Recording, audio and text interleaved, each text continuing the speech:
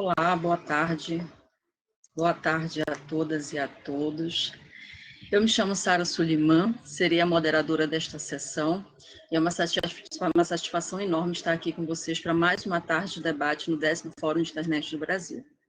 Bom, daremos início ao workshop, como a Ingrid já nos anunciou, Convergindo Vozes Feministas Dissidentes.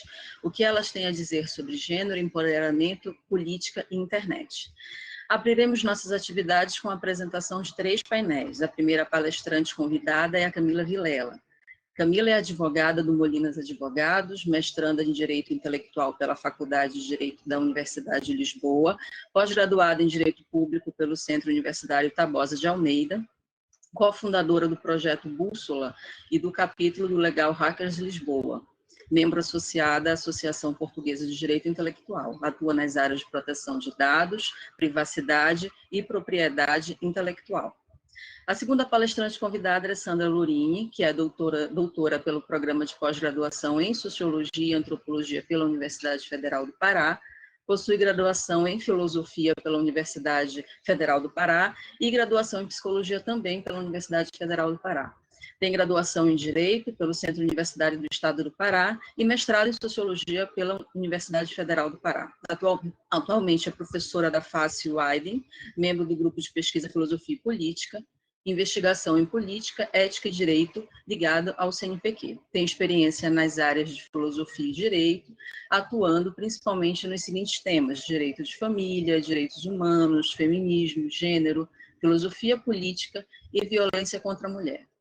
Nossa terceira palestrante de hoje é a Cristine Albiani, é advogada, graduada em Direito pelo Instituto Brasileiro de Mercado de Capitais, com áurea acadêmica summa cum laude, pós-graduada em Direito Tributário e em Direito Processual Civil pelo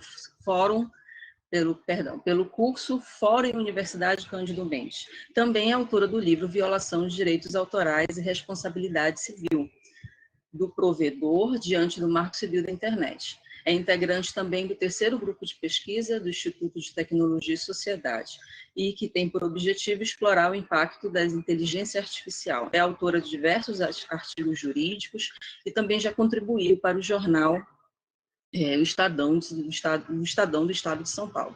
Atualmente cursa MBA em Gestão Tributária pela USP e é pós-graduação em Direito Digital pelo Instituto New Law. Bom, dessa forma, iniciamos as nossas primeiras exposições e passo a palavra para a Camila Vilela. Camila, a palavra é toda sua, fique à vontade.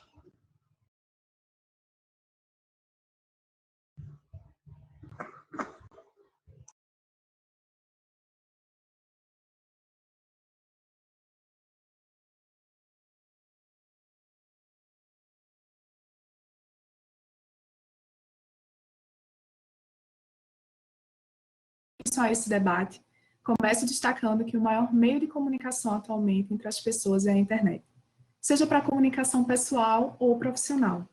Com isso, há a crescente percepção de crimes e discriminações encontrados na rede que são propícios para a propagação massiva de casos de violência de gênero. Assim, esse painel visa analisar a política de gênero e a violência contra as mulheres no ambiente cibernético, como forma de violação dos direitos humanos, direitos fundamentais, e visando a inclusão feminina e representatividade em espaços virtuais. O capítulo da vigilância tem moldado a nossa cultura e a nossa política. Vivemos em um mundo comandado por algoritmos, programas de computador que tomam decisões ou resolvem problemas para nós. Percebemos que a sociedade atual vem em destaque a questão da utilização das tecnologias da informação e comunicação, e, com isso, vemos a multiplicação de ações, programas e cursos em prol da inclusão digital. Mas, afinal, o que é inclusão digital e por que é tão importante falarmos sobre ela? A inclusão digital pode ser definida de forma breve como a capacidade de indivíduos e grupos de acessar e usar a tecnologia da informação e os meios de comunicação. A inclusão digital deve ser uma abordagem prática e orientada por políticas que atendem às necessidades de indivíduos e comunidades como um todo. Inclui não apenas o acesso à internet, mas também a disponibilidade de hardware, software, conteúdo digital, serviços e, talvez o mais importante, o treinamento para as habilidades de alfabetização digital necessárias para o uso eficaz das tecnologias de informação e comunicação. A inclusão digital deve favorecer a apropriação da tecnologia de forma consciente, que torne o indivíduo capaz de decidir quando, como e para que utilizá-la. Nesse cenário, destaco 3 pontos importantes, que é o acesso, a adoção de medidas cabíveis e a aplicação do uso da tecnologia. A capacidade de acessar e usar a internet de forma eficaz é fundamental para as mulheres na inclusão digital. Quando as mulheres ganham acesso significativo e participam da evolução da sociedade do conhecimento, não são apenas as mulheres que se beneficiam, mas toda a economia. Promover o acesso à internet para as mulheres é muito mais do que uma questão de desigualdade de gênero. É uma parte essencial econômica para a sociedade e para o desenvolvimento político dos países. Por sua vez, a violência cibernética é um problema que vem crescendo no Brasil e no mundo, à medida que crianças, incluindo adolescentes, passam cada vez mais tempo online, em computador, em jogos, em especial na internet e nas redes sociais. Tal acesso pode trazer benefícios como um estímulo à criatividade e à informação, mas tem trazido também prejuízos, como a exposição à violência, em especial no caso de meninas. Embora garotas e meninos sejam ambos vulneráveis aos diferentes riscos e danos relacionados ao uso indevido de tecnologias, as meninas são hoje a maioria das vítimas de abuso e exploração sexual na internet e na rede.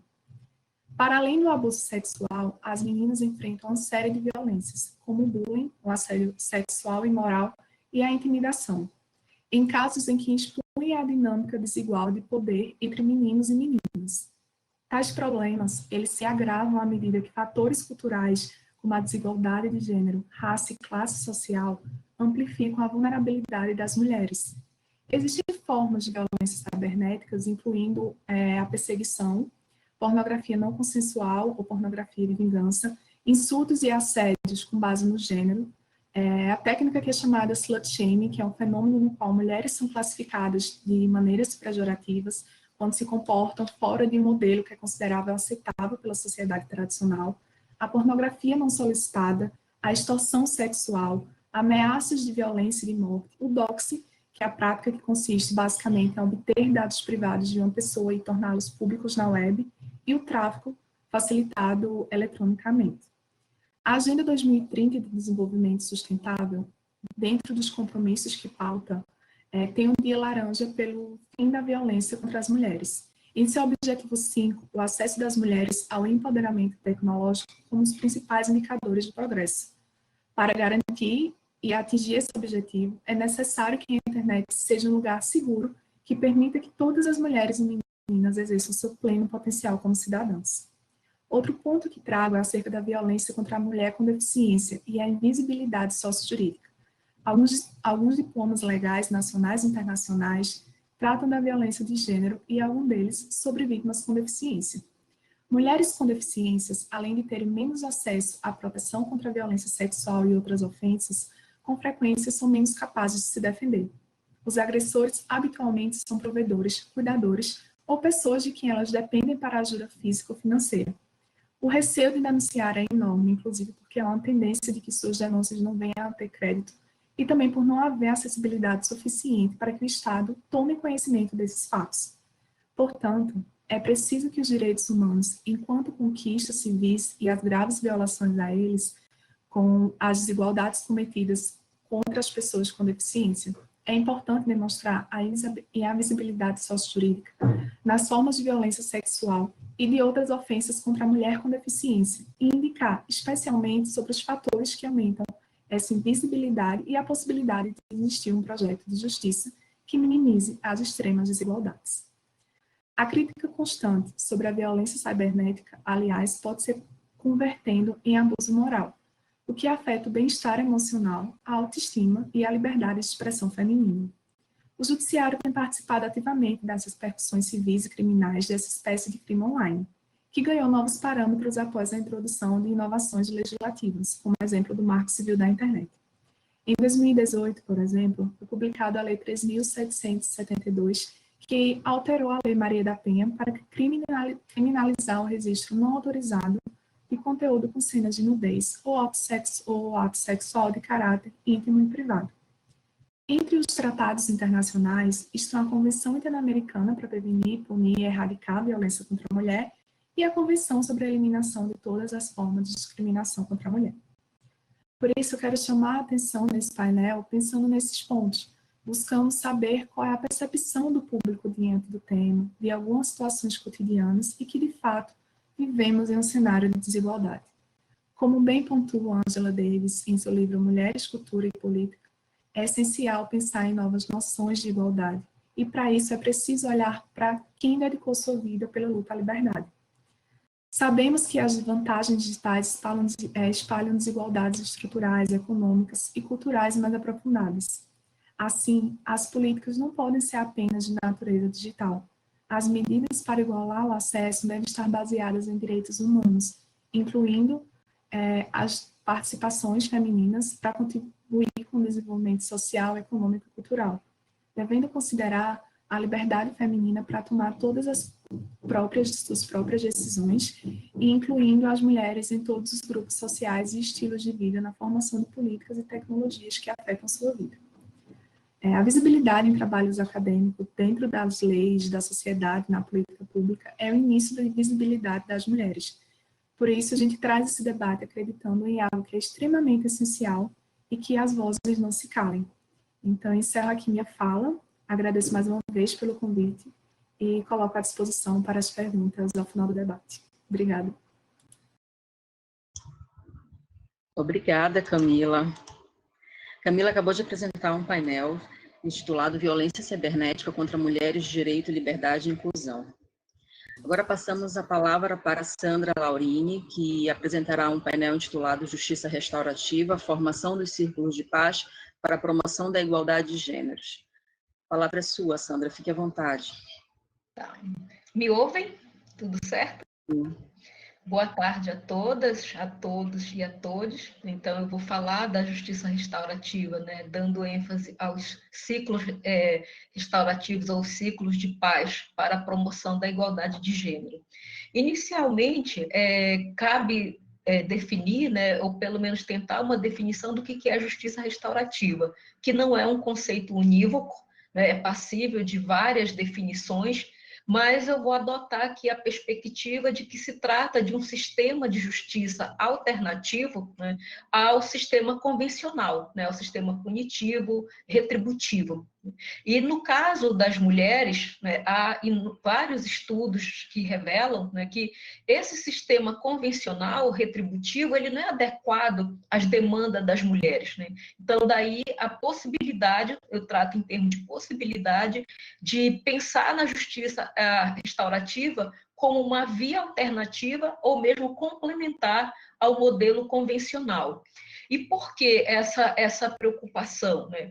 Primeiro, porque com o advento do Estado moderno, do direito moderno, há uma mudança no processo da persecução penal. A vítima sai de cena, há um apagamento da vítima, e você tem, então, dois polos: o Estado, aquele que sofreu a ofensa da norma, né, e o agressor. A vítima, quando aparece no processo, é muito mais com um sentido de ser um objeto probatório para fins de condenação ou absolvição do agressor. Ou seja, o sistema retributivo, o sistema punitivo convencional não oferece minimamente quaisquer preocupação, quaisquer acolhida com a vítima, em especial quando a vítima é mulher. Basta lembrar, por exemplo, da violência sexual, notadamente o estupro, né? Quando você vê no processo de judicialização um deslocamento do fato crime para a figura da vítima.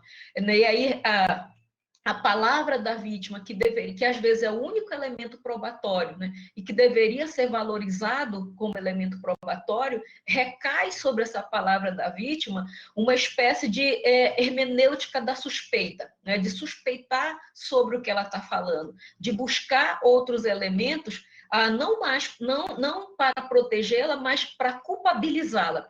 Então, em razão disso, qual é a conclusão? Né? Que há esse total descaso com a vítima, né? Fica a polarização, Estado, né? Como aquele que sofreu a violação da norma, e o agressor e a vítima esquecida. Pois bem, no que diz respeito à justiça restaurativa, nós vamos ter uma espécie de primado da vítima. A preocupação basilar é exatamente com a acolhida, com a tentativa de reparação, de minimização do dano, né, de modo que o protagonismo vai ser da vítima. Mas não é um protagonismo, como nós possamos ser induzidos a pensar, no sentido de que a vítima vai dar uma resposta penal, não é isso. É um protagonismo, é um primado, no sentido de que o que mais importa, até menos do que o fato, o crime, é como minimizar o dano, é como minimizar o sofrimento, porque para a justiça restaurativa, um crime, o crime do qual a mulher foi vítima, ele não é uma ofensa à norma, ele é uma violação à própria pessoa, ele é a causa de dor, de sofrimento, por isso o enfoque absolutamente na vítima. O que não quer dizer que a justiça restaurativa não se importe, não tenha uma preocupação tanto com o agressor quanto com a comunidade. Então, por isso que ela é uma alternativa, ao meu ver, mais eficaz à questão da judicialização da violência contra a mulher, porque ela também tem um enfoque no agressor. E nós sabemos que, muitas vezes, algumas modalidades de violência contra a mulher, aquele que pratica, ou seja, o agressor, ele nada mais está fazendo do que reproduzindo uma violência intergeracional, né, que ele sequer se dá conta. Né? Então, é muito comum essa reprodução da violência que um dia ele foi alvo lá na infância e que agora ele reproduz.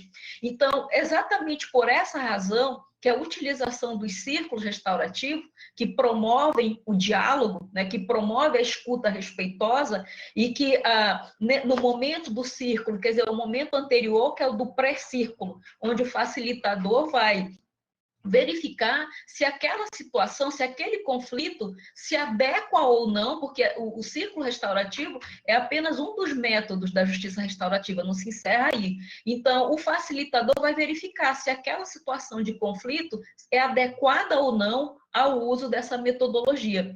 Uma vez que ele verifica que sim, né, que ele consegue ouvir as partes e ver que há uma viabilidade do uso dos círculos restaurativos, então nós vamos para a segunda fase, que é a do círculo, que é a do encontro, né? Um círculo dialogal, como diz alguns autores. Nesse momento do círculo, o diálogo é absolutamente valorizado, e as partes envolvidas no conflito, e aí ali você não tem só aquela que sofreu agressão e o agressor, né, é indicado que cada uma das partes levem o que a doutrina chama de apoiadores, né, são pessoas da sua confiança, que pode ser inclusive membros da família, né, para participar, porque é como se fosse uma espécie de um processo de cura, de tentar resolver aquele conflito. Por isso que há uma espécie de triagem, né, para ver se aquela situação se adequa a esse modelo, então não é impositivo e não é aplicado a qualquer caso. E aí, no momento do encontro, né, do círculo dialogal, cada uma das partes, cada um dos envolvidos vão expor, né, vão falar. Então, vejo que aqui a fala já tem uma outra conotação diferente da fala lá do processo, do sistema criminal convencional, onde a fala, a palavra tem uma função, servir de elemento probatório, né, a prova testemunhal. Aqui a fala tem função de catarse, né, de colocar para fora os sentimentos, de expressar a dor, de expressar o sofrimento, vai ter essa escuta respeitosa em relação a essa fala, e nós sabemos que muitas vezes o simples gesto de falar é terapêutico, daí a psicanálise, né, onde o que é mais importante é a fala e a escuta. Então, por isso que os círculos, eles são tão importantes, por oportunizar que a vítima fale, que o agressor escute, que esse agressor entenda o dano que ele está causando, para poder tentar evitar outras escaladas da violência. Por isso que não é em qualquer situação que os círculos são aplicados, né? Apenas naqueles que são cabíveis. E aí, uma vez que houve o círculo, as decisões são consensuais, né? Há uma espécie de autocomposição, portanto, não há uma imposição como numa decisão judicial, que alguém ganha, alguém perde, alguém é condenado, enfim. Aqui não. O que se busca, na verdade, é restabelecer uma relação que está esgaçada, que foi rompida, que gerou dor a alguém. Então, se é possível chegar a esse consenso e restabelecer essa relação, aí tem um momento posterior, que é o pós-círculo, né, de um acompanhamento desse facilitador, para ver aquilo que as partes se comprometeram. Elas estão cumprindo, né? O agressor, naquele momento, se comprometeu a mudar, quando se reconhece que aquela família ainda tem possibilidade, né, de recuperar a relação, porque há filhos envolvidos, e que há aquele compromisso veraz, né, ou pelo menos supostamente veraz, de mudança de atitude, aí sim entra a terceira fase, que é o pós-círculo, para poder haver um acompanhamento de que realmente houve uma mudança, de que realmente se restabeleceu a relação, de que não está mais havendo violência, seja física, simbólica, patrimonial, porque no momento em que não funciona, como eu falei no início, a justiça restaurativa, ela pode ser uma alternativa, um complemento, ela não substitui a justiça convencional, o sistema de justiça convencional, e por vezes pode não dar certo, né? E aí sim tenta-se outra via. Mas o uso desse sistema de justiça, ele tanto é favorável, né, como eu já falei, para a vítima, porque ela tem a ênfase total, mas ele também gera, né, uma economia para o Estado, porque uma vez que aquele conflito se resolve ali e da melhor maneira para ambas as partes, isso vai desonerar o Estado com mais um processo que é dispendioso de tempo, enfim, e que ao fim do processo não há nenhuma resposta para a vítima, não há nenhuma preocupação com a vítima, e ela é exatamente o sujeito que é portadora desse dano. Um outro elemento também é que nos círculos restaurativos você tem uma relação simétrica, e aí com isso a gente consegue caminhar para uma ideia de igualdade que não há no sistema criminal convencional, que você tem autoridade, a mulher muitas vezes ela até se constrange em falar, né, porque tem uma figura ali que representa um poder, né? E aí ela tem, inclusive, o constrangimento de se expor. No círculo restaurativo, está ali uma relação absolutamente simétrica, não tem hierarquia, não tem ninguém que tenha uma dose de poder maior que o outro, e aí, com isso, há uma possibilidade maior, né, de minimizar tanta desigualdade de gênero se eu consigo recuperar minimamente o dano sofrido por essa mulher, né? O sofrimento que ela porta, né? Chega uma resposta, isso produz uma resposta para ela que a gente pode entender, né? Utilizar o termo cura, né? Aquela ferida que estava aberta ali, de alguma forma, né? Ela vai sendo curada e o instrumento é o diálogo, é a fala, é a escuta, o que não há, de forma alguma, no sistema convencional de justiça.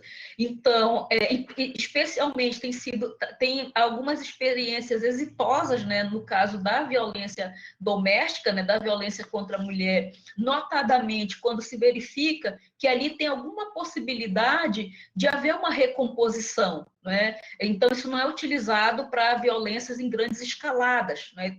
Não dá certo, não necessariamente, mas em situações que são oportunas, que são cabíveis, tem sido uma saída para esse sistema tradicional, para esse sistema convencional, que tem, inclusive, uma seletividade de gênero, né, que é muito comum, notadamente nos casos de violência sexual, você vê o julgador reproduzir os mesmos estereótipos de gênero que o senso comum social, né, porque esse julgador ele é formado numa cultura e ele acaba reproduzindo os estereótipos de gênero. No caso da justiça restaurativa, como a maior preocupação é oferecer uma resposta à vítima, ela tem a centralidade. Portanto, não vai haver a hermenêutica da suspeita do seu relato, né? Se ela contribuiu, se ela concorreu para a violência, o que importa ali é minimizar a sua dor e seu sofrimento.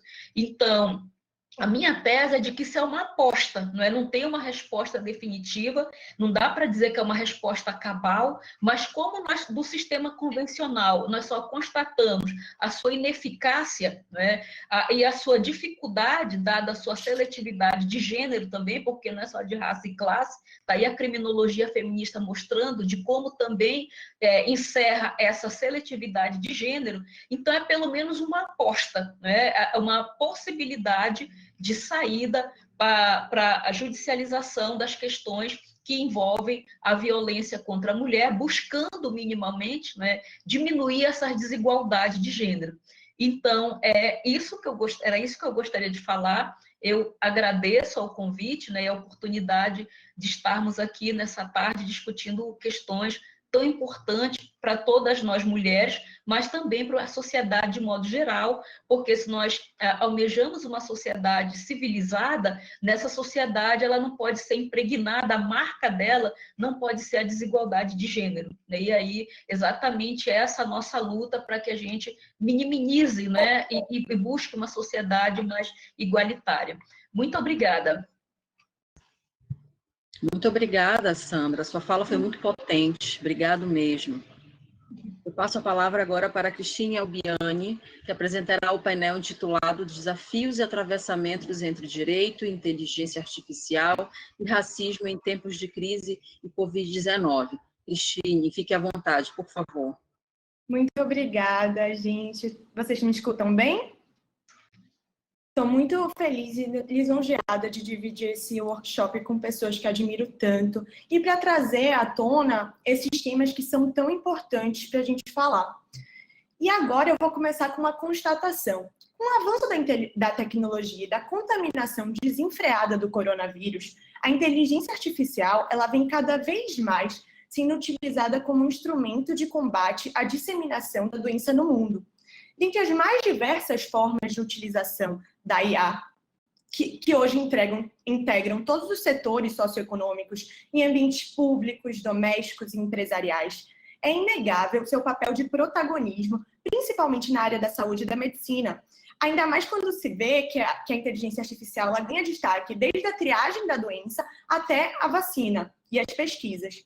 Então, assim, o aumento de capacidade no processamento da inteligência artificial, os avanços na eficiência dos algoritmos e a maior disponibilidade de dados que geram experiências de aprendizagem através da utilização do Big Data representam realmente fatores importantes no desenvolvimento da velocidade de tomadas de decisão de qualidade. Então, assim, na comunidade científica se diz algo muito interessante. Se os algoritmos são o motor, os dados eles são o combustível dessa revolução. Então, dados e algoritmos são utilizados para o desenvolvimento da machine learning como método de aprendizagem constante dos sistemas dotados de inteligência artificial, que torna capaz o desenvolvimento de novas habilidades, sendo capazes, inclusive, de agir de forma imprevista pelo programador ou pelo proprietário da tecnologia. É inevitável, então, observar que nas mais diversas atividades, a inteligência artificial, ela realmente é mais eficiente. Embora seja necessário também perceber que esses vieses humanos que existem de preconceitos são perpetuados naqueles e impactam suas tomadas de decisão. A gente tem que ter em vista o seguinte: sistemas projetados por humanos refletem vieses humanos com parcialidades e preconceitos como decorrência lógica, na medida em que os algoritmos se utilizam de dados que são umas capturas do passado, automatizando-as. E assim, elas reproduzem um status quo existente. Se não houver uma preocupação efetiva em se evitar a propagação de injustiças sociais desde a sua concepção, ou seja, desde a elaboração do sistema.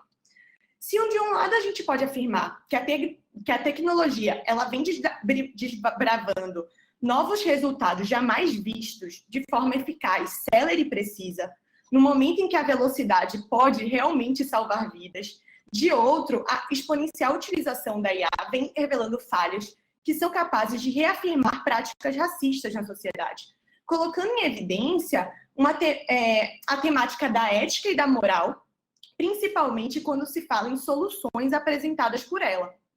Então, olhando a época de Covid, vem à tona a morte de George Floyd, que trouxe realmente intensas reflexões acerca do racismo estrutural, tornando imperativo o enfrentamento da necessidade de realmente erradicar práticas de preconceitos amplificadas pela inteligência artificial, através da denominada discriminação algorítmica, que tanto tem se falado hoje em dia, e coloca uma pauta urgente para a gente, que é falar e trazer cada vez mais debates acerca da proteção de valores éticos, direitos humanos e princípios do ordenamento no desenvolvimento das tecnologias.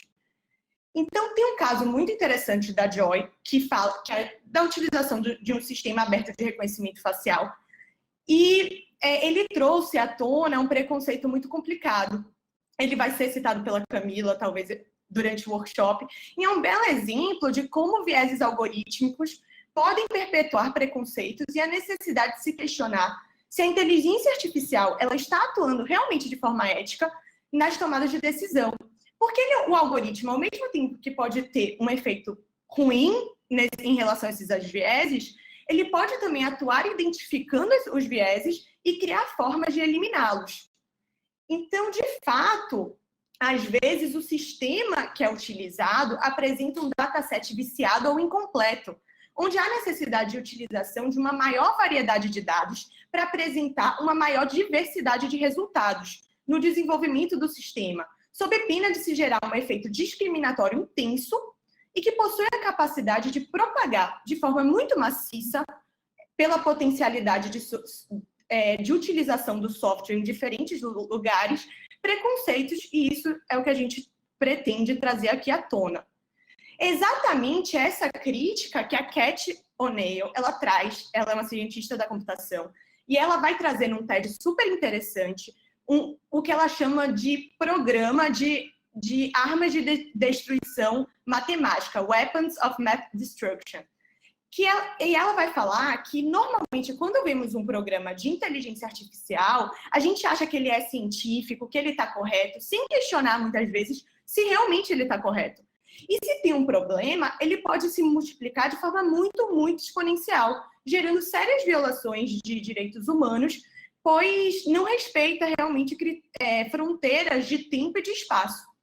Em outros casos, pode ser que o dataset esteja correto, mas mesmo assim o efeito desse algoritmo, do emprego desses algoritmos na análise de dados, pode reproduzir preconceitos já existentes na sociedade. Por exemplo, se eu escolhesse hoje que eu quero contratar alguém para ser CEO que possa vir a ser CEO de uma empresa, o que se espera em termos de treinamento do meu software? Que sejam usados dados referentes às pessoas que são CEOs hoje. Ou seja, quem são os CEOs de hoje? Homens brancos de 60 anos, em média. Então, se eu treino um algoritmo com base nessa informação, ele vai dizer que a pessoa que eu tenho que contratar tem que estar dentro desse perfil. Vejam, nesse caso, que se eu delego esse tipo de decisão ao algoritmo e não me preocupo em criar mecanismos de blindagem, de enxergar determinadas características e proteger os grupos vulneráveis, você pode realmente aprofundar desigualdades, o que é muito complicado. E quando se fala também em alocação de policiamento ostensivo com base em locais onde há maior incidência de crimes, a gente tem que observar que pode ser que os dados não correspondam à realidade fática, já que, por exemplo, pode ter uma política de apuração de crimes muito mais maciça e evidente em áreas pobres, por exemplo. Então, assim, se tem uma questão, se fala até numa questão científica de se colocar um percentual de aleatoriedade no sistema, permitindo a distribuição mais equânime, ou seja, que eventualmente o policiamento fosse também para outras áreas. Então, essas soluções, elas vêm realmente sendo construídas. O que a gente tem que olhar, então? Que mesmo que a gente use uma base de dados correta, a gente pode, sim, ter efeitos discriminatórios sendo absorvidos e perpetuados de forma muito, muito amplificada. Então, ao invés do algoritmo melhorar as tomadas de decisão, ele só vai perpetuar um status quo. Um outro aspecto complicado é a opacidade, que é a falta de transparência e entender qual foi o caminho utilizado para que a inteligência artificial chegasse a determinado fim, exatamente pela complexidade que envolve essas operações. Então, num contexto internacional, a gente tem discutido muito sobre a necessidade de que esses agentes inteligentes eles sejam projetados de forma a respeitar os direitos humanos, mesmo possuindo o poder suficiente de violá-los. Apresenta-se, assim, um desafio de alinhamento de valores éticos e morais, a fim de evitar que essas tecnologias que representam verdadeiros avanços sejam uma grande ameaça para a humanidade. Então, temos iniciativas ainda incipientes em relação a diretrizes éticas relacionadas à inteligência artificial, especialmente no âmbito da União Europeia. E trazendo um breve recorte no território nacional, segundo os dados apresentados pela ONU, o Brasil é o 4º país com mais usuários de internet no mundo. E mesmo com todos os problemas relacionados à desigualdade na inclusão digital. E a consequência lógica é a seguinte, que realmente a utilização desses sistemas dotados de inteligência artificial se tornasse cada vez mais comuns nas mais diversas áreas cotidianas, o que traz à tona a seguinte questão: como conciliar o desenvolvimento adequado das novas tecnologias ante a ausência de critérios objetivos sobre o tema e uma regulação específica? Então, diante desse cenário, a gente tem reafirmado a necessidade de traçar estratégias de regulação no Brasil através da elaboração de uma política nacional própria para essa área, indicando-se também que as soluções podem estar relacionadas a regulações experimentalistas, com planos de ações e metas, analisando periodicamente se os resultados foram realmente favoráveis à sociedade, e até porque a gente ainda não tem a dimensão efetiva dos impactos e contornos da tecnologia. Então, no início de 2019, o Ministério da Ciência e da Tecnologia e Inovação pretendeu ampliar os projetos de inteligência artificial no país. Então, nós aderimos os princípios da OCDE em 2019 e também em 2019, de forma emblemática, a Comissão Europeia publicou as diretrizes éticas para a inteligência artificial confiável, com o escopo de promover os parâmetros de confiabilidade da inteligência artificial.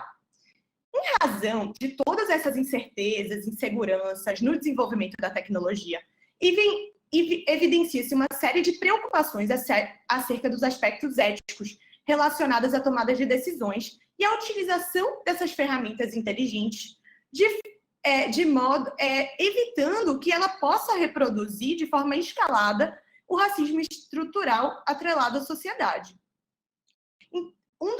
Um dos casos muito problemáticos que aconteceu e emblemáticos foi o caso do Google Fotos, que ocorreu em 2015, e que mostrava que o programa vinculava a imagem de colegas, quando uma pessoa usou, dos seus colegas negros à figura de gorilas. A postura racista foi absolutamente rechaçada e fez com que o Google se comprometesse a reparar a falha que causou indignação e constrangimento. Isso mostra que, além dos negros diariamente sofrerem com preconceitos, policiamento ostensivo, terem sua dignidade realmente vilipendiada mais uma vez e colocar em xeque os aspectos éticos e morais no desenvolvimento da inteligência artificial. Com o passar dos anos, então, por mais que a gente tivesse percebido isso e começasse a discutir sobre, a situação ela volta a se repetir hoje em dia. No período de isolamento social, o site Algarraco virou um passatempo.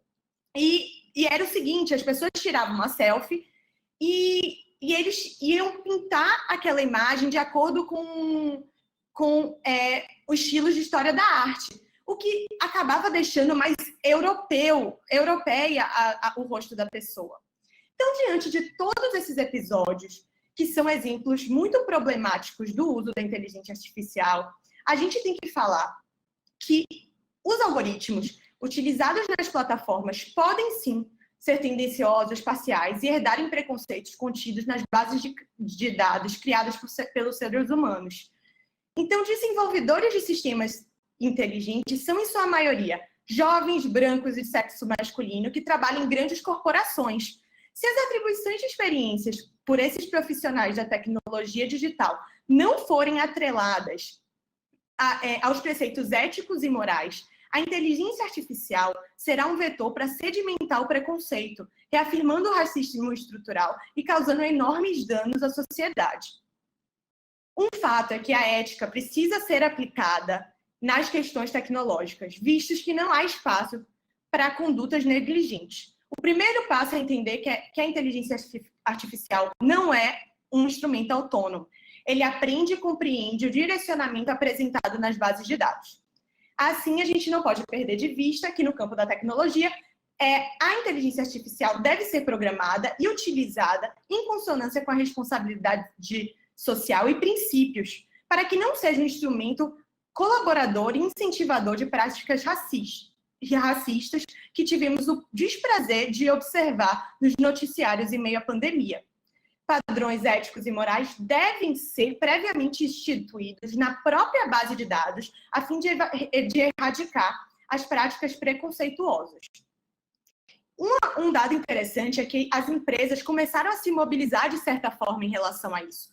A IBM, por exemplo, falou que não iria mais desenvolver ferramentas de reconhecimento facial para vigilância em massa, e também a Amazon, que falou que só iria continuar o desenvolvimento dessa tecnologia quando houvesse a adoção de conjuntos de regras mais fortes para o uso ético da inteligência artificial. O tema ele é polêmico não só nos Estados Unidos, como no Brasil também, principalmente quando foi adotada essa tecnologia durante o Carnaval. E causa uma preocupação muito grande quando a gente vê um recente estudo do MIT que fala que os sistemas de reconhecimento facial possuem um erro médio de 0,8% para homens brancos, mas podem chegar a 34% para mulheres negras. Diante desses episódios, destaca-se a necessidade de estabelecimento de critérios claros e objetivos sobre o tema, através de uma resposta assertiva e proporcional do direito, tanto para prevenir possíveis danos causados por robôs inteligentes, quanto também para garantir uma responsabilização civil nesses casos. E também para que haja um desenvolvimento saudável, digamos assim, da ciência e da inovação. Sem dúvida, este é o grande desafio global da atualidade. Eu vou finalizar minha fala falando de uma fala da brilhante filósofa Djamila Ribeiro, que ela afirma que não dá para falar em consciência humana quando pessoas negras não tiverem direitos iguais e sequer forem tratadas como humanas. Realmente, se essa consciência humana ainda não existe para diversas pessoas, o que falar da inteligência artificial? Seria a criatura muito diferente do seu criador? Ressalta-se dessa forma que os protestos vistos em todo o mundo contra a discriminação em meio à pandemia representaram um marco histórico na luta antirracista, e só nos resta promover cada vez mais debates como este e clamar para que o desenvolvimento tecnológico caminhe em conjunto com valores atinentes à humanidade. Muito obrigada. Muito obrigada, Cristine. Vamos agora passar para algumas perguntas. Nós temos ainda um tempo para realizar algumas questões. Eu vou encaminhar aqui uma pergunta para a Sandra. Sandra, só um instante, gente, deixa eu abrir o arquivo.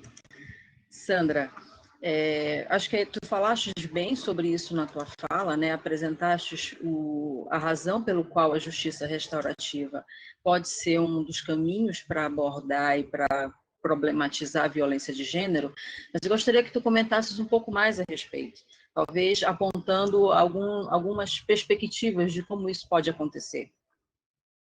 Olha, como eu falei na minha exposição, né, uma das possibilidades é justamente o círculo restaurativo, não só, né? Tem a mediação também, a conciliação, que são usadas também na justiça convencional, mas que na justiça restaurativa tem uma outra finalidade, que é justamente a da reparação.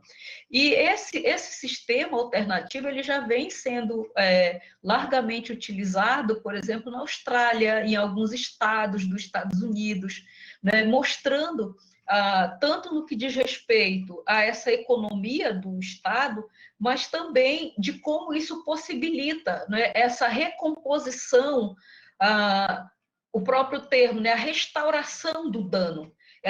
Para nós, muitas vezes, parece utópico, né, ou então inaplicável, porque nós já estamos tão acostumados com esse modelo retributivo que parece que essa é a única via, né? Então, daí a necessidade de uma nova imaginação jurídica, de pensarmos alternativa para um modelo que é falido em todos os aspectos, né? É falido no que tange a sua resposta de ressocializar o agressor, nós sabemos que isso é uma grande falácia, mas ele também não é eficaz de modo algum no que tange a vítima. Então, ele nem é favorável à recuperação do agressor, tampouco no sentido da mínima reparação à vítima, muito pelo contrário, né? O que ocasiona a vítima é o fenômeno que a gente chama da revitimização ou da vitimização secundária, né? Como eu falei no caso do estupro, a palavra da vítima vai estar sempre sob suspeita, o seu comportamento sexual vai ser analisado,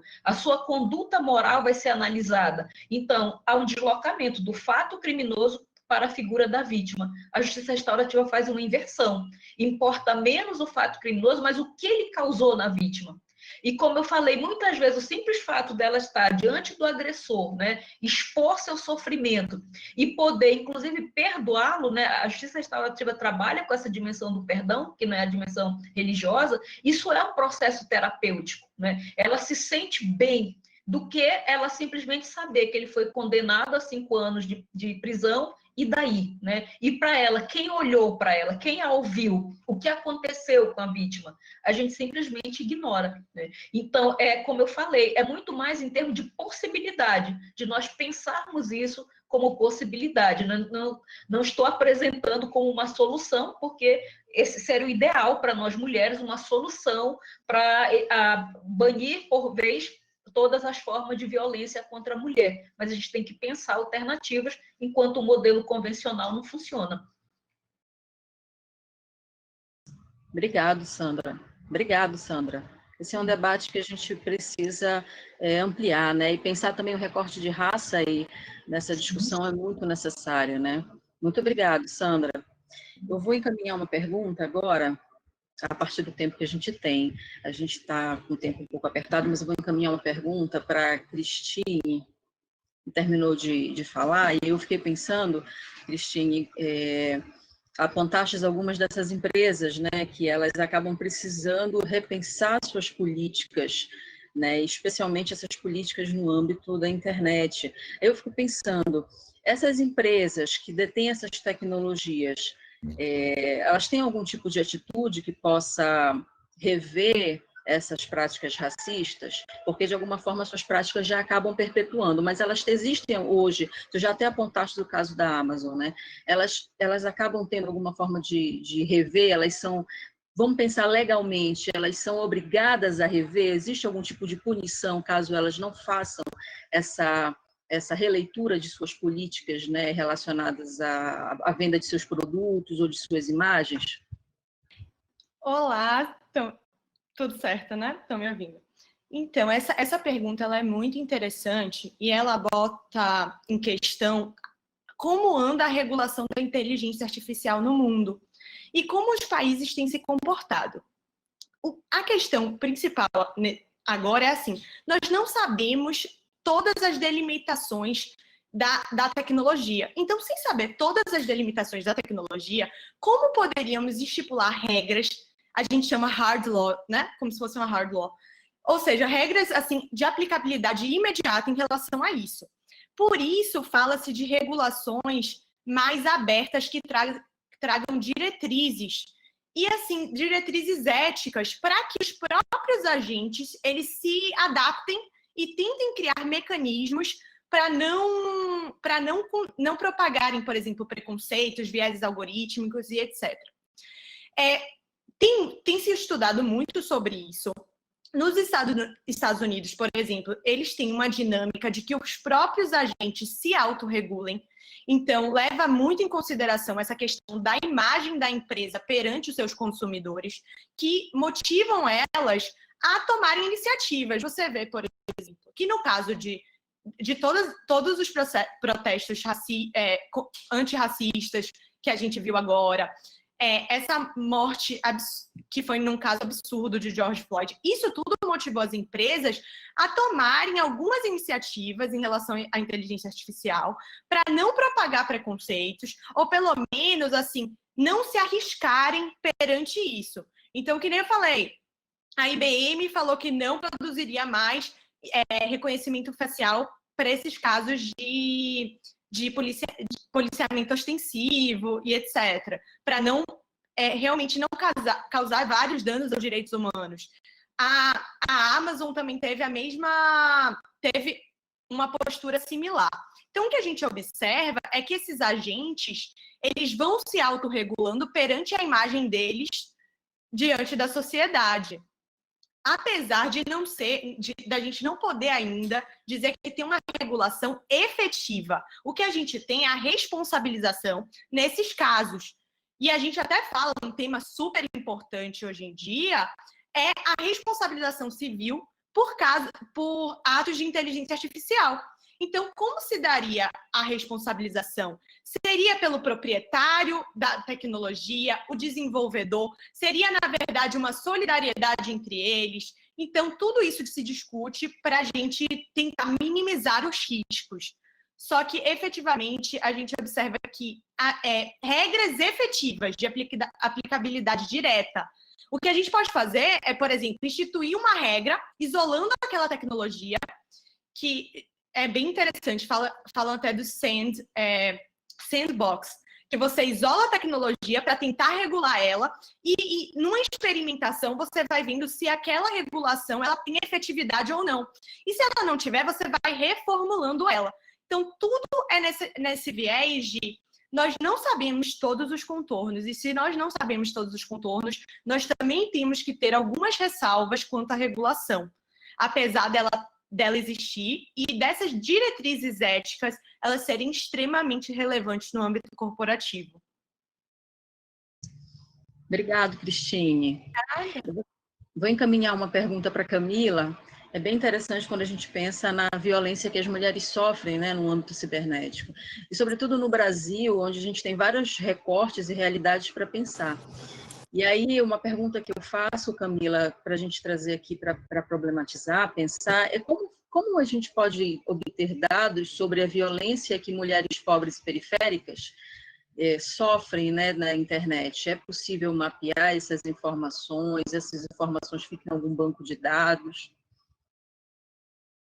Obrigada, Sara. Acho que é uma pergunta totalmente pertinente sobre o tema. É importante ressaltar também que o mapeamento de dados, principalmente agora com a vigência da Lei de Proteção de Dados, é algo totalmente delicado para se tratar sobre o tema, principalmente quando a gente pensa também em cenários de crianças e adolescentes e a possibilidade de envolver dados sensíveis. Nesse cenário mais periférico, o mapeamento é possível, existem grupos que trabalham com isso. Eu acho que outro ponto importante também é que o combate à violência de gênero, ele deve envolver em toda a cadeia, então, principalmente na área periférica, é algo que a gente deve se atentar e voltar o nosso olhar para isso, para ter essa provocação mesmo e de exigir de respostas mais inclusivas e eficazes. Eu acho que é preciso também que a gente desestruture toda a parte ideológica que a gente já tem, que legitima a violência de gênero, para que também conseguimos trazer e fazer parte dessas relações, de todo o trabalho que já está sendo construído, e principalmente voltado para essa questão do assédio sexual dentro das redes.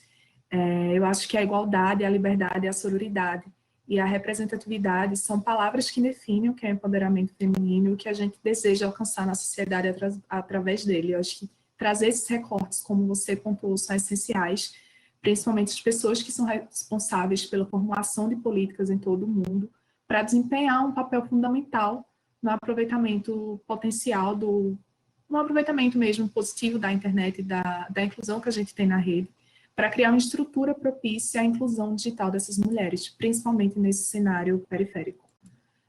Então, eu acho que, por isso, a gente tem que ter ações efetivas, tangíveis e mensuráveis para que a gente feche essa lacuna digital de gênero no acesso à internet e abordar essas barreiras para que a gente tenha o uso de garantir uma forma para que as mulheres possam realmente se beneficiar da inclusão digital. E acerca desse mapeamento, acho que é importante sempre a gente ter esse olhar visado para recortes que talvez não seja o que a gente esteja habitualmente acostumada a estudar ou traçar dentro do nosso âmbito, principalmente no setor acadêmico, que é o que a gente está representando hoje. Obrigada, Camila. E é importante, né, a gente frisar o quanto esses dados precisam estar disponíveis e a academia também precisa olhar, né, para esses outros sujeitos. Muito obrigado para as primeiras palestrantes. Nós vamos encaminhar agora a programação. Vamos seguir para o painel 4. Agradeço muito a Camila, a Cristine e a Sandra pelas falas, pelas exposições. E encaminhamos agora, prosseguimos as atividades para o painel 4, que tem por título Direitos e Identidades de Mulheres Indígenas e Quilombolas. Convidamos a palestrante Adriana Helena Moraes Moraes, que é vice-coordenadora da Comissão de Psicologia e Relações Raciais do Conselho Regional de Psicologia do Pará e Amapá, é membro do Articulação Nacional de Psicólogos e Psicólogas Negros e Negras e Pesquisadores, é mestranda pelo curso de pós-graduação em Psicologia Social da UFPA, possui graduação em Psicologia pela Universidade da Amazônia, possui também pós-graduação em Saúde Pública pela Universidade do Estado do Pará e tem 12 anos de experiência em docência superior, atuando como professora na Universidade do Estado do Pará, nas disciplinas com ênfase em Psicologia da Educação, da Aprendizagem e do Desenvolvimento Humano, bem como nas áreas organizacional e do trabalho, Psicologia Hospitalar e Saúde Pública. Convidamos também a palestrante Samily Valadares Soares, que é quilombola, membro da Comissão de Psicologia e Relações Raciais do Conselho Regional de Psicologia do Pará e Amapá, coordena o projeto Perpetuar, fortalecimento da identidade, ancestralidade e territorialidade quilombola por meio da educação, da arte e cultura. Samily também é embaixadora da Juventude pelo Escritório das Nações Unidas sobre Drogas e Crimes. É psicóloga, graduada pela UFPA, possui experiência na área da psicologia com ênfase em psicologia clínica e atua na área de psicologia escolar e educacional. Atualmente é pós-graduando em psicopedagogia pela Escola Superior da Amazônia e graduando em desenvolvimento rural para a Universidade Federal do Pará. Eu passo a palavra para a Adriana, com uma enorme satisfação. É sempre bom dividirmos espaços de debate. Adriana, por favor, fique à vontade. Boa tarde a todos. Todo mundo me ouve? Primeiro, eu queria agradecer o convite da Sara, que foi Sara que me convidou.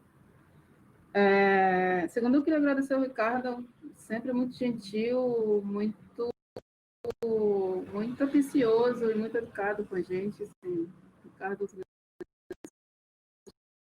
dias aí de informação e atualização do queria dizer que é uma satisfação estar aqui, num momento como esse, qualquer iniciativa de discussão e debate, para mim sempre vai ter um viés de ressoar e de trazer possibilidades de discussão também. Quer dizer que é de novo um prazer estar com o Samily de novo, mais uma vez, dividindo uma mesa, sempre uma honra para mim.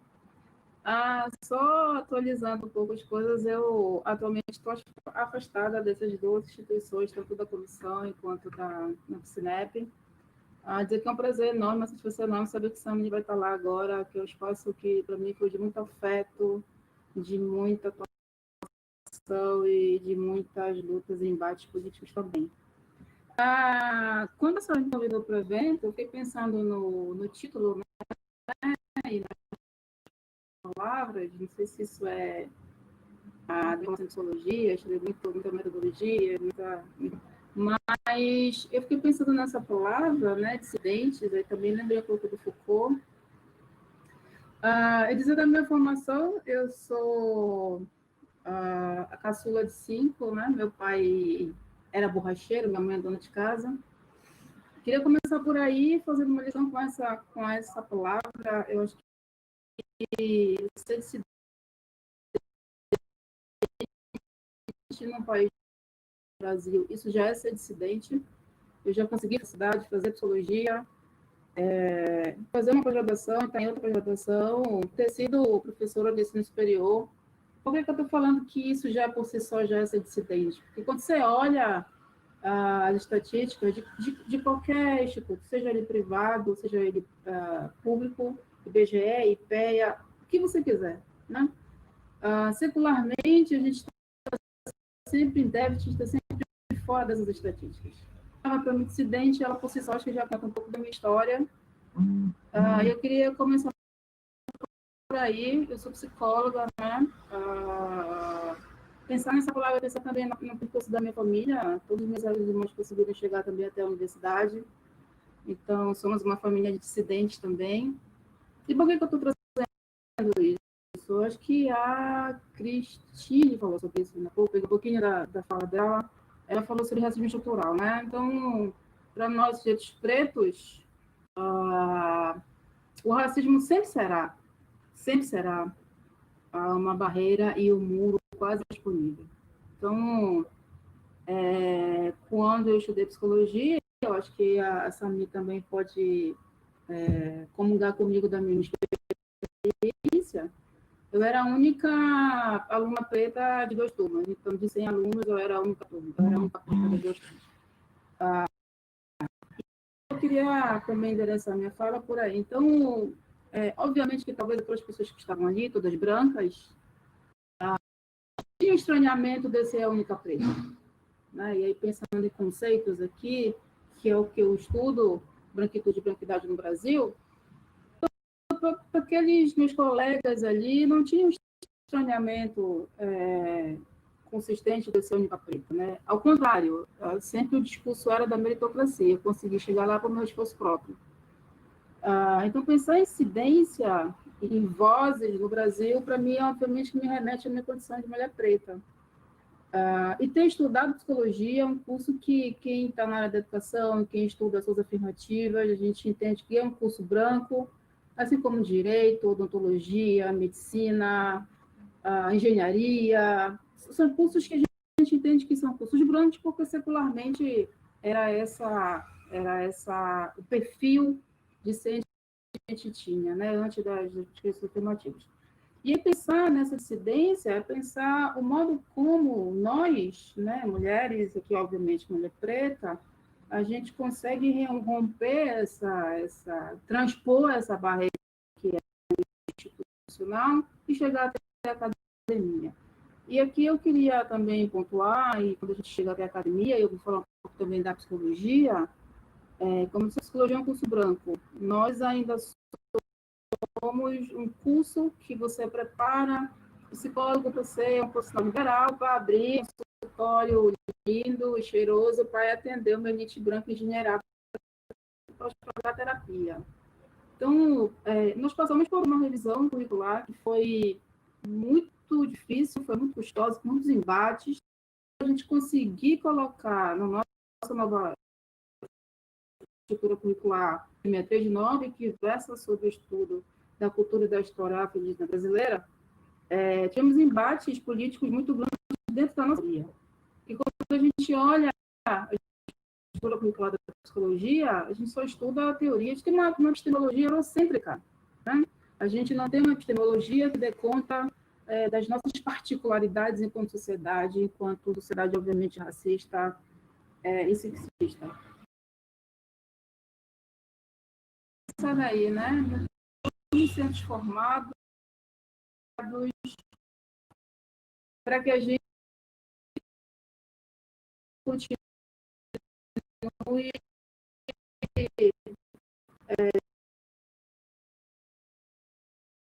dias que depois do Brasil, significa que quando eu vou me formar, eu não vou me formar com esse olhar, né? Eu vou estar retroalimentando a mesma lógica. Então, acho que Sara isso, que é um conceito de interseccionalidade. Então, se eu tenho uma maioria da população preta, eu me formo em psicologia, mas dentro do curso de psicologia eu não estudo absolutamente nada sobre relações raciais, eu não estudo absolutamente nada sobre os impactos psíquicos do racismo na população preta, como é que eu vou sair dessa formação? Então, eu acho que essa palavra, para mim, ela me instigou muito, assim, dissidentes, eu acho que é muito legal essa palavra.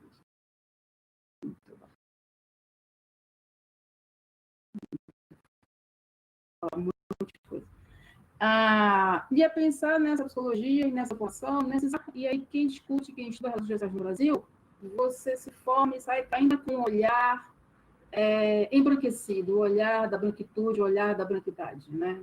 Que são conceitos que a gente vem estudando dentro da psicologia, principalmente.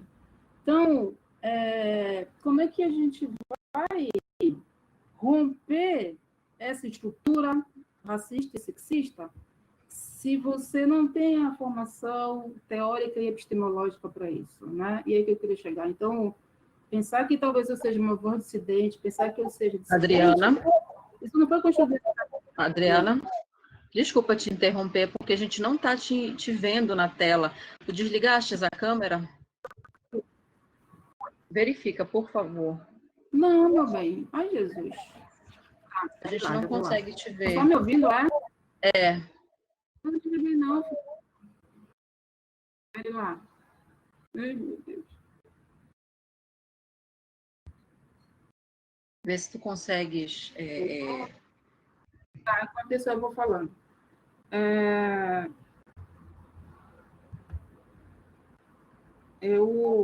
Onde eu parei? Voltou. Eu acho que é a internet. Então, pensar que talvez tá ótimo. eu possa ser... Obrigada, meu bem. Pensar que talvez eu possa ser essa voz dissidente, ser isso que às vezes os alunos dizem que a gente aí, eu não sinto muita vontade nesse lugar. É pensar em toda essa estrutura que está contra nós, né? Eu estou estudando agora no meu estado, professoras negras doutoras. Quando você vai, por exemplo, para o banco de dados da CAP-CNPq, quando eu vou para o quadro da UFPA, por exemplo, que é onde eu estou estudando, nós, mulheres pretas, não somos nem 3% da população dentro da academia. Então, mas aí eu volto o meu olhar, por exemplo, para a violência obstétrica. Quem é que sofre mais violência obstétrica? É a mulher preta. Quem é a mulher preta? Quem sofre mais violência doméstica é a mulher preta. Há um disparate numérico, estatístico, dos lugares onde conseguimos chegar e dos entraves para que a gente chegue até aí. Então, eu fiquei pensando nessa palavra, dissidentes, e não me veio outra possibilidade de falar sobre isso, senão, obviamente, de chorar, né? Então, é muito interessante quando a gente vai para o debate, para o lugar, que a gente vai enfrentar isso agora de novo, que reiteram isso. E quando você vai estudar história, né, Sara, a gente vai desde lá do início. Então, nós somos, primeiro que nós fomos sequestrados, torturados e trazidos para cá. Segundo que, quando você vai perceber o modo como isso foi organizado, estruturado, nós não podíamos calçar sapato, nós não podíamos frequentar a escola, nós não podíamos comprar terra, nós não podíamos fazer nada. Então, também gosto do Foucault quando ele fala isso, né? Precisa voltar ao passado para entender o presente. É isso. Então, como é que você se torna esse sujeito, que eu posso falar que ele é dissidente, numa sociedade preta? E aí eu queria dividir também, com essa área que a gente conversa bastante, isso tem um custo também psíquico e emocional para a gente muito grande. Isso tem um impacto psíquico na gente também. Então, uma coisa é você estar ali entre os seus, eu sempre dou esse exemplo, eu não sei quem aqui é de Belém do Pará, mas localizando aqui. Uma coisa, Adriana, está lá no Ver o Peso, que é a maior feira aberta da América Latina. Outra coisa é eu ter dinheiro para frequentar aqui um restaurante chique famoso de Belém do Pará. A ascensão social, a mobilidade social, já vou concluir, filha, muito pelo contrário, ela não me protege de sofrer racismo e sexismo, muito pelo contrário. Quanto mais você adentra em lugares, em contextos brancos, mais você vai sofrer racismo. Então, uma discussão também que é importante é ainda essa galera que quer discutir apenas classe, não quer discutir raça. Então, por mais que você seja médico, advogado, sei lá, que você tenha essa mobilidade social aí, acadêmica, você vai ser preto. Entende? Quando alguém te olhar, o seu corpo preto racializado será um corpo preto. É um corpo preto que incomoda. Um corpo preto que eu, enquanto sujeito aí, imerso nesse conceito, nessa identidade branca, vai me incomodar, que eu não vou querer que ele fique lá. Então, pensar em dissidência é legal do ponto de vista da representatividade, né? É legal você sair de uma turma, deu uma aula exaustiva e falar, pô, Adriana, ó, sei abrir meus olhos, sei essa referência, agradeço a você. Outra coisa é você estar nesse lugar e ter que enfrentar isso todo dia dos seus pares, por exemplo, de outros colegas professores, dos próprios alunos, porque o corpo preto racializado, quando a gente estuda ali, né, se debruça sobre isso, né, sobre as operações, os conceitos, é um corpo que eu entendo a partir da lógica da degenerescência da raça, então é um corpo que eu não atribuo intelectualidade, que eu não atribuo cognição, e você vai sofrer esses embates dos próprios alunos dentro da academia também, né? Uma coisa é você ser, e aqui na boa e na tranquilidade, uma coisa é você ser psicóloga.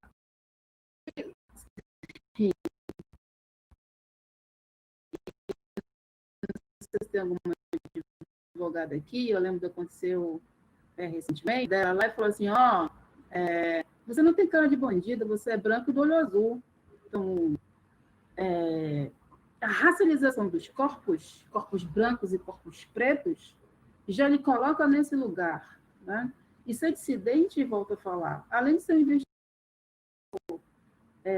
obviamente que financeiro, mas eu queria pontuar aqui, estava ouvindo a Camila, ainda por e aí eu lembrei de uma pesquisa que saiu há pouco, né? Que as mulheres negras são as principais vítimas de ataque racista na internet. Então, veja, se eu não usar a interseccionalidade para entender isso, a minha fala, a minha postura, as minhas ações, as minhas atitudes continuarão a favor da mesma lógica, da mesma engrenagem. Você não será um antirracista, né? Você é aquilo que o Yuri fala, que você é um branco BL, que é um branco legal. Que o modo como, não só você se coloca diante disso, mas como você também é colocado.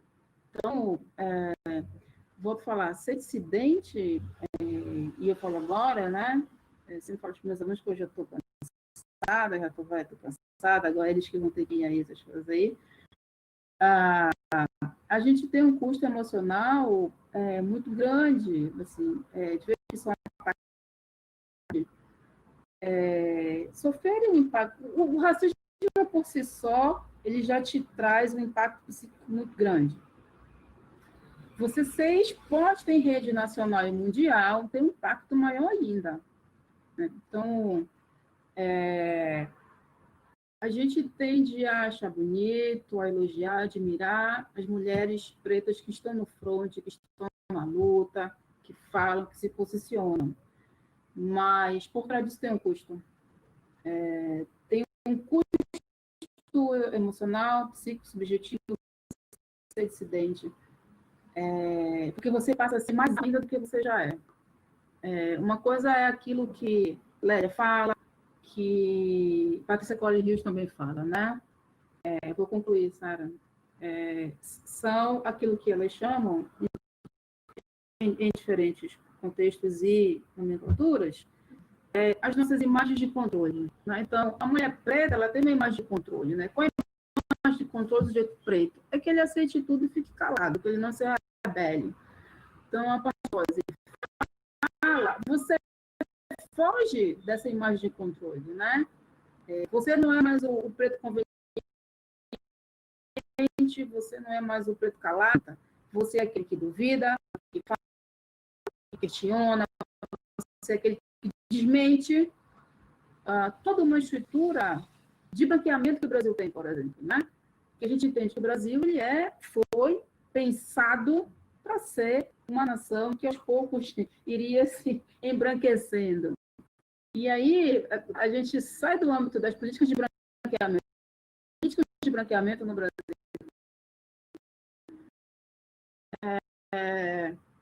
E aí vou concluir, Sara, desculpa, não bem. E aí vou falar por mim, né? Dentro da academia, por exemplo, que ainda é um ambiente branco. Você está no lugar e alguém chegar lá e falar e perguntar cadê a professora? Não, na verdade, eu pensei que você era dos serviços gerais. Então, assim, é um corpo que está ali, que eu racializo, idealizo, mas é um corpo que eu não vou nunca jamais enxergar como sendo psicóloga e professora daquela universidade. Né? Uma mulher preta, corpo preto, e eu entendo que é um corpo que me serve, que é um corpo serviçal, que é um corpo que eu enxergo como um corpo que é menos que eu, porque eu vou pensar aí na hierarquia de raça. Então, eu queria concluir a mesma fala, senão a senhora vai ficar chateada comigo, Ricardo, também, pensar nessas duas possibilidades. Ao mesmo tempo que é interessante você ser dissidente, você precisa, que é necessário, porque quando a gente a gente tem uma parcela de responsabilidade por dar continuidade a esse legado.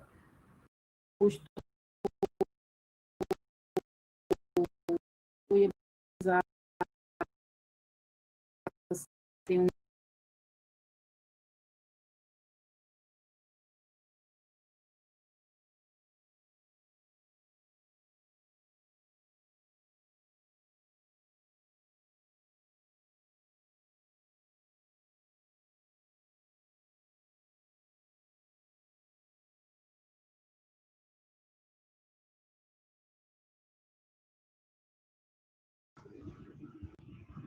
Bom, gente, acredito que a Adriana teve um problema com conexão, né? A gente aguarda o retorno dela. Eu vou passar agora a palavra para a Samily, e aí, no momento de perguntas, a gente retoma, né, as considerações que a Adriana estava fazendo agora por final. Samily, por favor, fique à vontade.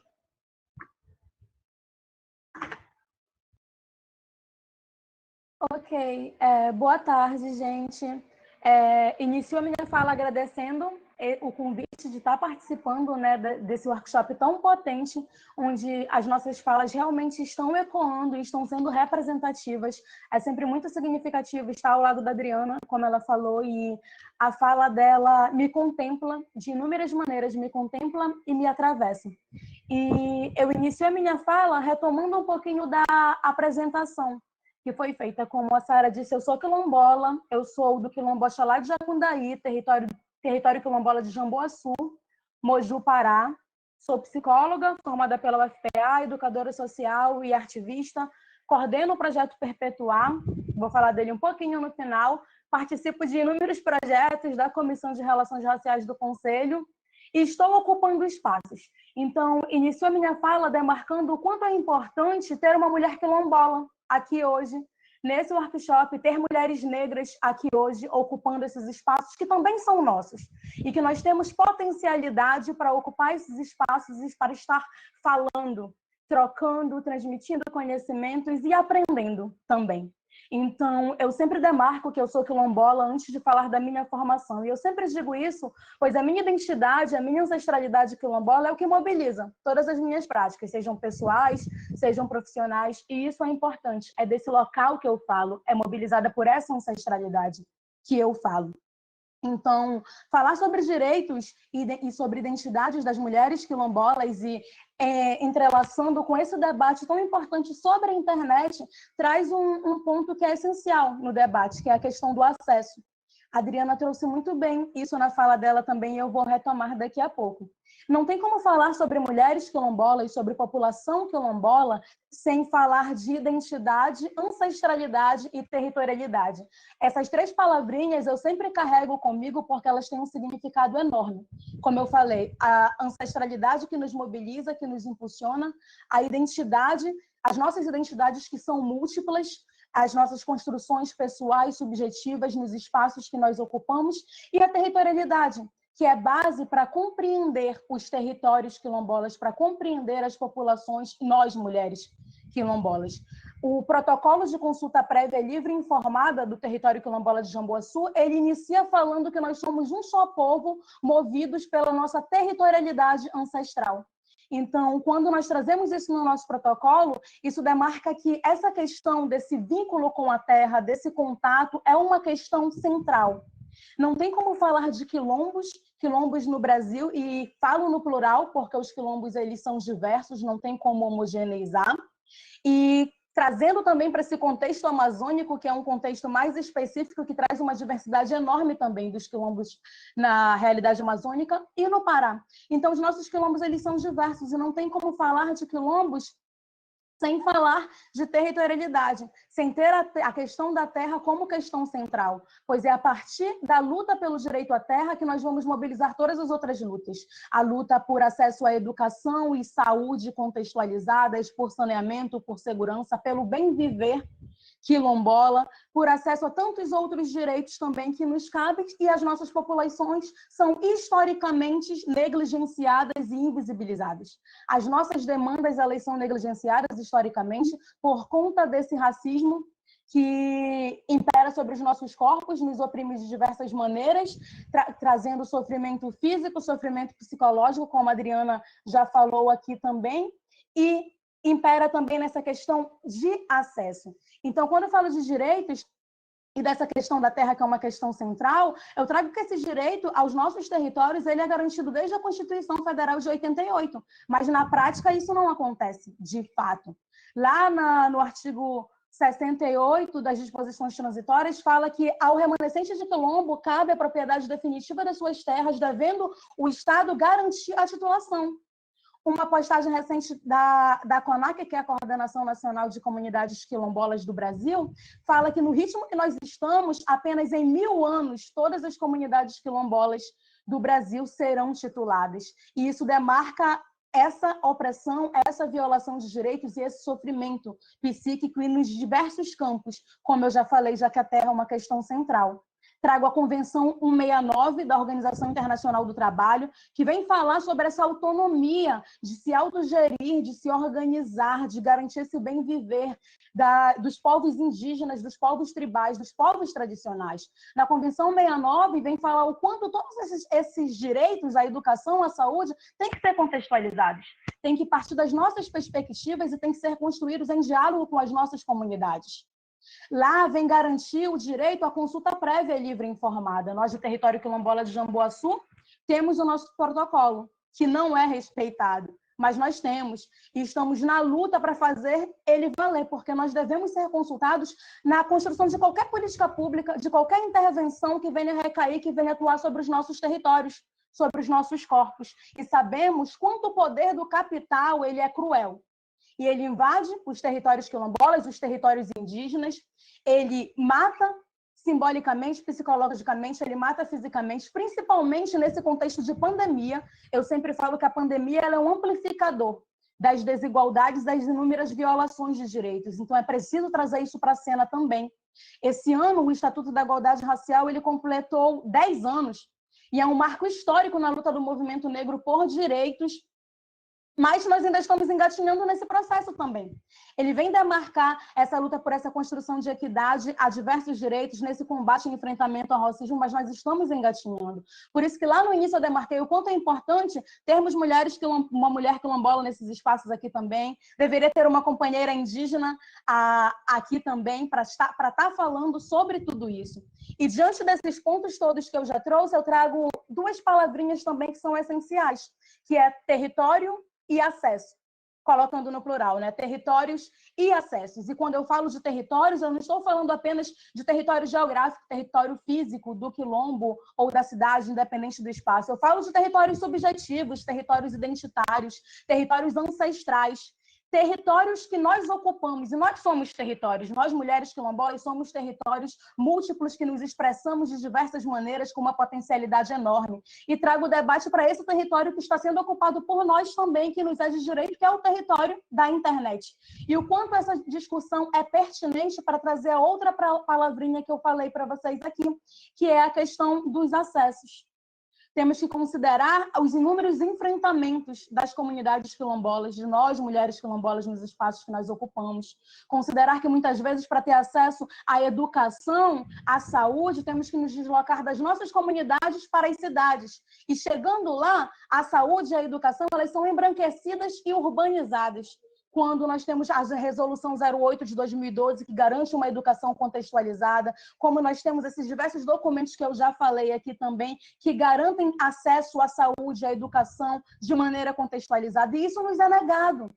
Então, a internet, ela é um instrumento, ela é palco também para as nossas reexistências. Ao mesmo tempo que eu trago essas dificuldades de acesso à informação, a deslocamento, à internet, porque a maioria das comunidades quilombolas não tem acesso à internet, não tem os direitos básicos garantidos de educação, de saúde, de saneamento, de água encanada, então não tem acesso à internet também. Nós estamos nesses enfrentamentos e ocupando esses espaços. Ao mesmo tempo que eu trago essas dificuldades, que eu trago esse não lugar da mulher quilombola, do homem quilombola, da população quilombola no espaço da internet, no território da internet, eu trago as nossas reexistências nos diversos territórios que nós ocupamos. E a internet é mais um desses espaços. Nós estamos, sim, apesar dessas dificuldades, enfrentando e ocupando espaços, fazendo as nossas vozes e as nossas resistências ecoarem, transmitindo os nossos saberes tradicionais e os nossos saberes científicos. Temos que quebrar os estereótipos sobre as populações quilombolas,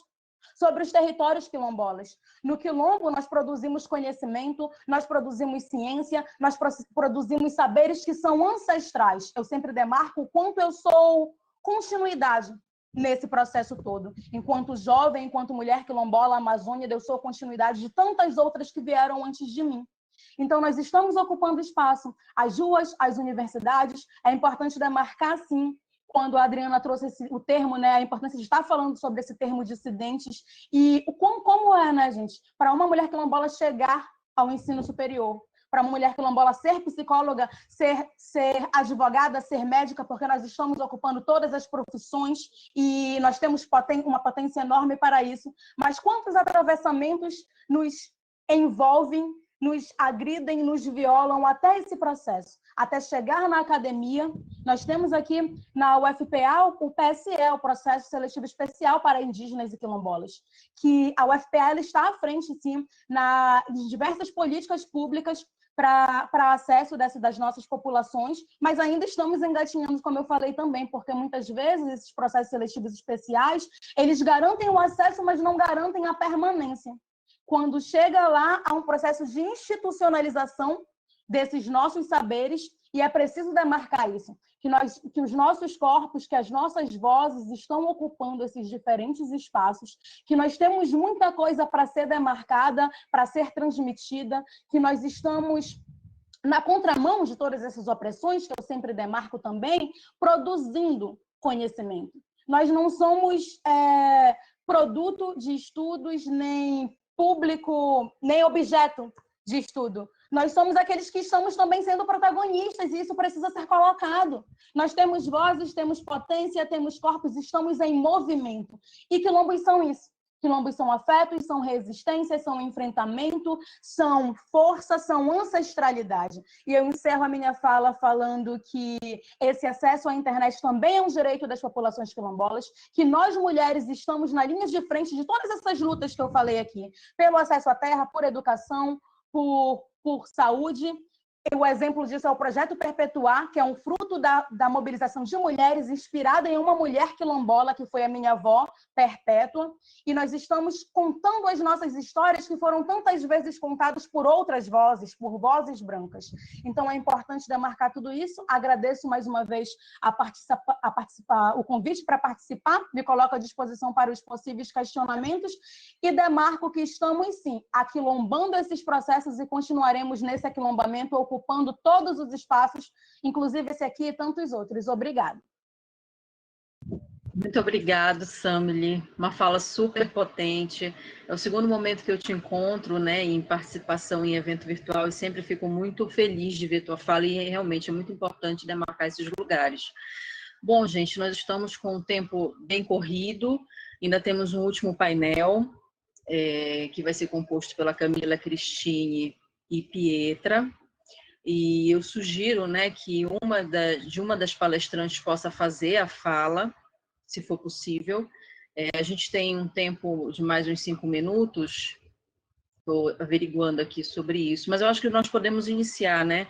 Vocês podem dar prosseguimento, mas se fosse possível, entre as 3 palestrantes, uma iniciar a fala e fazer a fala pelas 3, né? Se vocês estiverem de acordo, por conta do nosso tempo.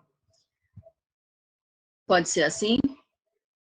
Então, vamos iniciar, né? Esse é o último painel. O painel é intitulado Políticas de Informação e Direitos Humanos, Cidadania Plena e Empoderamento de Mulheres através da Inclusão Digital. Essa sessão, os palestrantes são Cristine Albiani e a Camila Vilela, que já foram apresentadas os seus currículos, e Pietra Bastos. A Pietra é litigante da Liga Acadêmica de Direito do Trabalho e Seguridade Social e integra o grupo She4 Law. É graduando em Direito pelo Centro Universitário do Pará. Pietra, fique à vontade, por favor. Boa tarde. Eu acredito que quem começa esse painel é a Camila. Então, Camila, por favor, pode ficar à vontade. Boa tarde a todos. Primeiramente, agradeço mais uma vez o convite aqui por estar participando dessa mesa. A gente teve uma pequena alteração de última hora, mas iremos dar continuidade ao nosso tema, falar sobre as considerações que a gente tem em relação à cidadania plena e empoderamento de mulheres através da inclusão digital. Consideramos, então, que o conceito de cidadania digital, muito mais do que o simples uso da tecnologia de forma responsável pelas pessoas, é, na verdade, o que cremos que ela é um direito fundamental e acessível, ou que deveria ser acessível para todos. O domínio das ferramentas tecnológicas básicas é cada vez mais um requisito para que os indivíduos possam acessar seus direitos, bem como melhorar a sua situação social e econômica.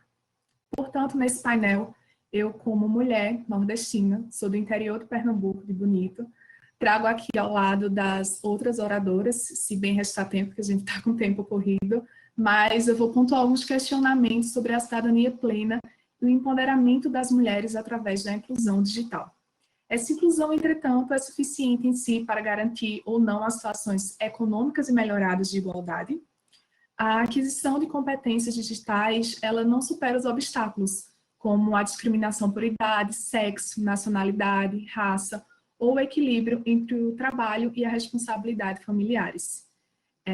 A igualdade e o empoderamento das mulheres são um dos 17 Objetivos de Desenvolvimento Sustentável, presente no Objetivo 5 das Nações Unidas, da ONU, para o desenvolvimento da igualdade de gênero e do empoderamento das mulheres, que inclui como meta aprimorar o uso de tecnologias capacitadoras, como a tecnologia da informação, comunicação e internet.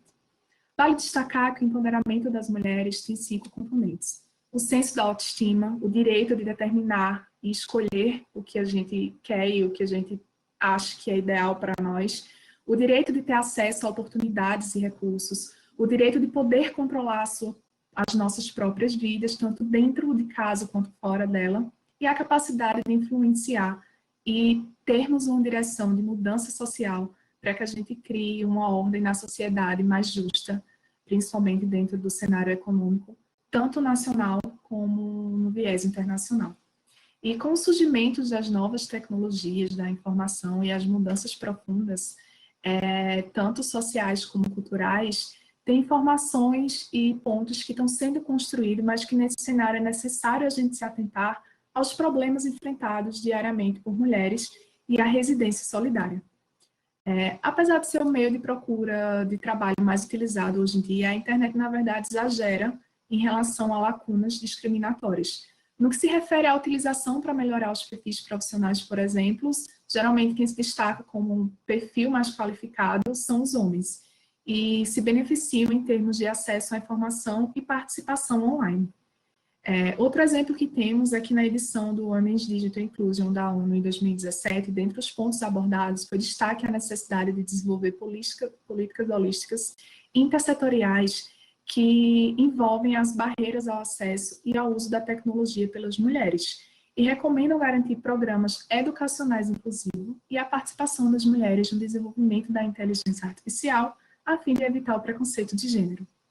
Apesar do progresso na igualdade de gênero e empoderamento das mulheres que a gente pode presenciar no decorrer dos anos, o acesso das mulheres e o uso de benefícios de tecnologias digitais são limitados devido a obstáculos econômicos, sociais e culturais. E é por isso que é importante ter políticas de inclusão. Por exemplo, as leis discriminatórias precisam ser alteradas e a legislação adotada para promover a igualdade de forma proativa. E, em conclusão a isso, eu ressalto que, embora a inclusão digital não se traduza em igualdade de acesso à melhoria econômica, é necessário criar programas de inclusão digital, que ensinem os membros mais desfavorecidos da sociedade a usar a internet de forma estratégica. Essas políticas elas devem ser coordenadas com outras políticas sociais para combaterem a discriminação com base na idade, gênero ou origem. Estamos convencidos do papel crucial das mulheres nos esforços de desenvolvimento e na necessidade urgente de melhorar a nossa posição na sociedade. O nosso desafio é transformar as tecnologias digitais em um motor para promover uma economia mais inclusiva, em vez de deixá-las para ampliar essa lacuna de gênero. O ato de empoderar significa dar ou conceder poder a uma pessoa ou a um grupo. O empoderamento feminino acontece quando há conscientização das mulheres de reivindicarem nossos direitos, garantindo que possam estar cientes da luta pela total igualdade de gênero em diversos cenários sociais. Então, encerro minha fala por aqui, agradeço mais uma vez o convite. Tentei ser breve o mais possível devido à corrida de tempo que a gente está nesse painel. Coloco-me à disposição para as possíveis perguntas e ao final do nosso debate. E vou dar sequências para colegas Pietra e Cristine, se elas quiserem acrescentar mais algo, mesmo devido ao nosso tempo corrido, sejam breves para que a gente conclua esse painel e possamos ir aos debates. Obrigada. Cristine, você quer acrescentar alguma coisa ou eu já posso pular para os grupos? Alô? Acredito que a Cristine falhou. Pode passar. Eu acho que devido ao tempo, a gente pode só indicar os materiais que a gente tinha para encerrar esse debate. A gente está com um tempo bem curto. Agradecemos também a todos que estão nos acompanhando no YouTube. Sem dúvida, o debate é enriquecedor com a participação de todos vocês. Eu acho que a Cristina é que está responsável por passar o material, então a gente trouxe aqui alguns materiais, só indicações de livros e TEDs para aquecer um pouco mais esse debate e até deixar para indicação para quem está nos assistindo. Isso. Camila, muito obrigada. Eu queria agradecer por a gente poder trazer esse tema tão importante. Vocês estão me ouvindo?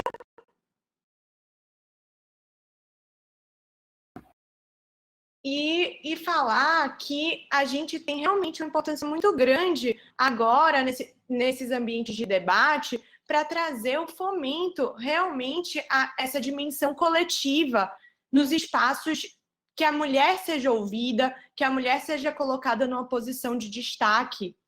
E eu acho uma frase muito interessante que fala que para a gente tomar realmente a iniciativa de observar que a mídia às vezes tenta invisibilizar as mulheres dissidentes, como foi falado aqui, e que é muito importante essa apropriação do ambiente digital e essa inclusão. A gente trouxe alguns materiais aqui e a gente vai deixar disponível para vocês agora. São basicamente TEDs e algumas indicações de livro sobre a inclusão das mulheres na sociedade e esse papel de protagonismo que elas merecem.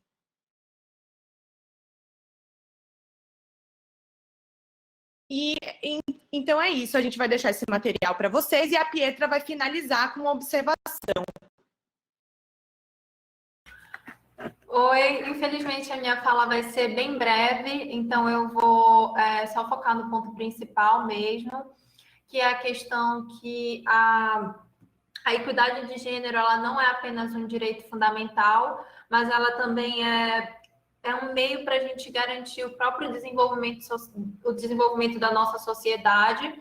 E o que eu queria pontuar, na verdade, é que se a gente conseguisse alcançar tem uma pesquisa do McKinsey Global Institute que fala que se a gente conseguisse alcançar essa equidade, nós conseguiríamos, inclusive, aumentar em 3,3 até 2025 o PIB, que é o Produto Interno Bruto das Nações. Então, a busca por essa equidade, ela não vai melhorar apenas para o gênero feminino, mas para a sociedade em geral. Era só isso que eu acho mais importante, só para finalizar mesmo, já que a gente não tem mais tempo. Eu agradeço a oportunidade de participar de um painel com pessoas tão... que eu admiro tanto, que lutam por uma causa tão bacana, e eu queria também deixar o meu apoio aqui. Principalmente, uma pessoa que eu admiro muito que está nesse painel é a minha professora Sandra, professora Sandrinha, eu lhe admiro muito. E é isso, agradeço. Vou fechar aqui. Eu peço mil desculpas a todos e todas que estão nos assistindo e também às nossas palestrantes pelo tempo corrido, mas os debates foram tão interessantes e as falas também foram tão potentes, né, que o nosso tempo realmente não dá conta do debate que vocês começaram e desenvolveram aqui.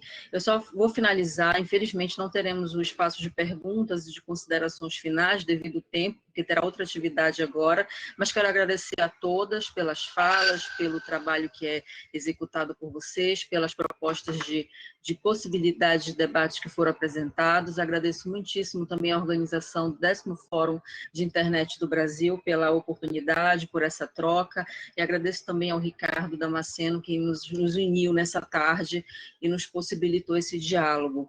Bom, eu só quero deixar aqui uma chamada, porque agora é o nosso horário de intervalo, e convido a todos que estão nos assistindo a participar lá do Special Chat, né, que é um espaço onde vocês podem conversar, ouvir música, trocar ideias sobre os painéis que foram apresentados, os workshops também que foram apresentados agora à tarde.